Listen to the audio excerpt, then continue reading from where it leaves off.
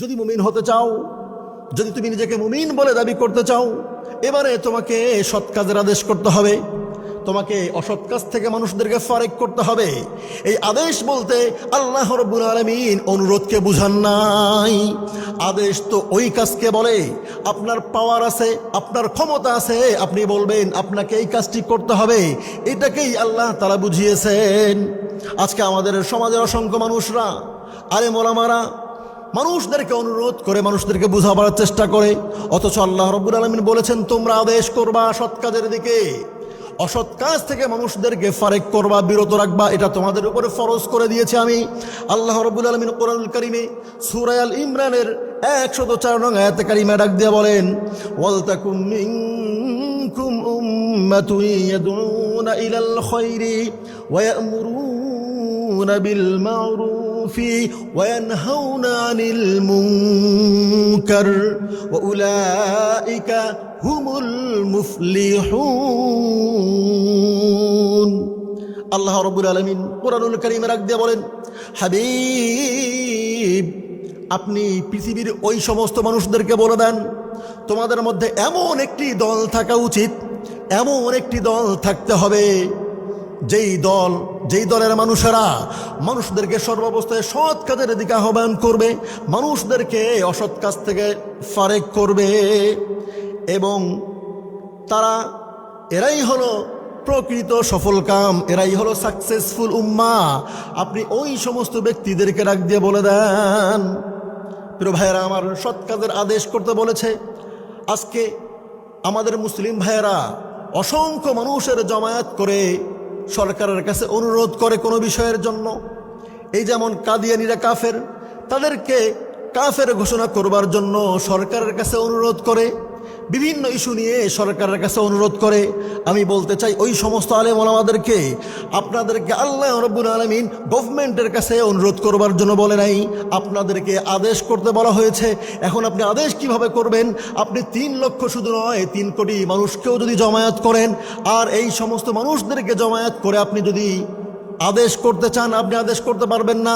ওই পার্লামেন্টের ভিতরে মাত্র কয়েক শত মানুষ যদি বলে, তারা কলম দিয়ে লিখে দেয়, তাহলে এটাই আদেশ জারি হয়ে যাবে। আপনাদেরকে আমি বলতে চাই, ওই পার্লামেন্টের ভিতরে আপনারা ঢুকে পড়েন, ওই জায়গার মধ্যে আপনারা লোক পাঠিয়ে দেন যেখানে মাত্র কয়েক শত লোক, এই কয়েক শত লোক যেই কাজটি করবে, যেই কথাটি বলে দিবে, সেটাই আদেশ হয়ে যাবে। প্রিয় ভাইয়েরা আমার, এজন্য বলি, আল্লাহ রাব্বুল আলামিন আমাদেরকে বলেছেন আদেশ করতে, আমাদেরকে বলেছেন তোমরা নিষেধ করো অন্যায় কাজের। এবারে এই প্রসঙ্গে কোরআনুল কারীমে সূরা ফুসসিলাতের 33 নং আয়াতে কারিমা ডাক দিয়ে বলেন, ওয়ামান আহসানু কওলাম মিম্মান দাআ ইলাল্লাহি ওয়া আমিলা সালিহান ওয়া ক্বালা ইন্নানি মিনাল মুসলিমিন। আল্লাহ রাব্বুল আলামিন এবারে নবীজিকে রাখ দিয়ে বলেন, হাবিব আপনি মানুষদেরকে বলেন, সেই ব্যক্তির কথার চেয়ে আর ভালো কথা কার হতে পারে? ওই ব্যক্তির কাজের চেয়ে ভালো কাজ কার হতে পারে?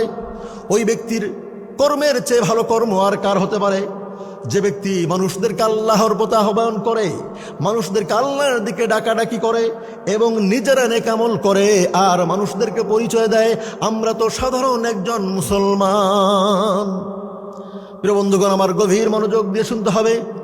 শুধু এতটুকুই নয়, কোরআনুল কারীমে আর এক আয়াতের মধ্যে সূরা লুকমান আল্লাহ তাআলা দিয়ে বলেন, ইয়া বুনাইয়া আকিমিস সালাতা ওয়া'মুর বিল মা'রুফি ওয়া নাহাউ আনিল মুনকার।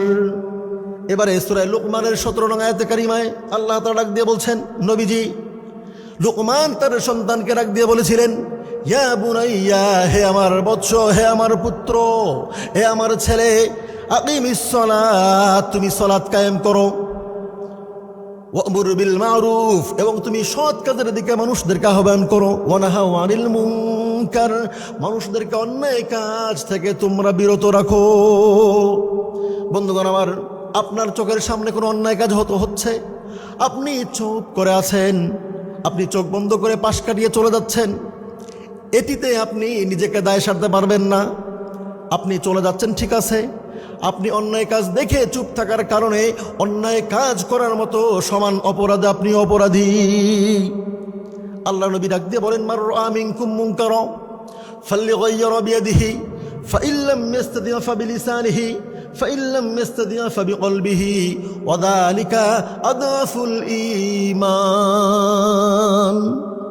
নবীজি আমাদেরকে ডাক দিয়ে বলেন, তোমাদের সামনে যদি কোনো অন্যায় কাজ হতে তোমরা দেখো, ওই অন্যায় কাজকে তোমরা তোমাদের বাহুবল দ্বারা, তোমাদের শক্তি দ্বারা সেটাকে বন্ধ করে দাও। যদি তোমাদের শক্তির দ্বারা লাথি মেরে ভাঙতে না পারো, যদি তাদের বিরুদ্ধে তোমরা অভিযান চালাতে না পারো, তাদেরকে যদি তুমি শক্তি দ্বারা, থাপ্পড় দ্বারা যদি তাদেরকে সংশোধন করতে না পারো, এবারে তুমি তোমার বক্তৃতা দ্বারা এই অন্যায় কাজটা তুমি বিরত রাখো। তুমি যদি তোমার বক্তৃতার মাধ্যমে ওই সমস্ত অন্যায় কাজ থেকে সংশোধন করাতে না পারো, তাহলে তোমার তৃতীয় নম্বর কাজ হলো তোমার অন্তর দ্বারা এই কাজটাকে ঘৃণার সহিত প্রত্যাখ্যান করো। যদি তুমি এই তৃতীয় নম্বর কাজটা করো, এটা হবে তোমার ইমানের দুর্বলতার পরিচয়। আর এই দুর্বল ইমান একটা সময় তোমাকে কুফুরির দিকে নিয়ে যাবে। আল্লাহ নবী আমাদেরকে ডাক দিয়ে বলেছেন, আমরা যেন আমাদের সামনে কোনো অন্যায় কোনোদিন হতে না দেখি। প্রিয় ভাইয়েরা আমার, এজন্য মুমিনদের গুরুত্বপূর্ণ একটা গুণ হলো, মুমিনরা সর্বদাই মানুষদেরকে সৎ কাজের আহ্বান করবে, মানুষদেরকে অসৎ কাজ থেকে বিরত রাখবে। এটা হচ্ছে মুমিনদের অন্যতম একটি কোয়ালিটি।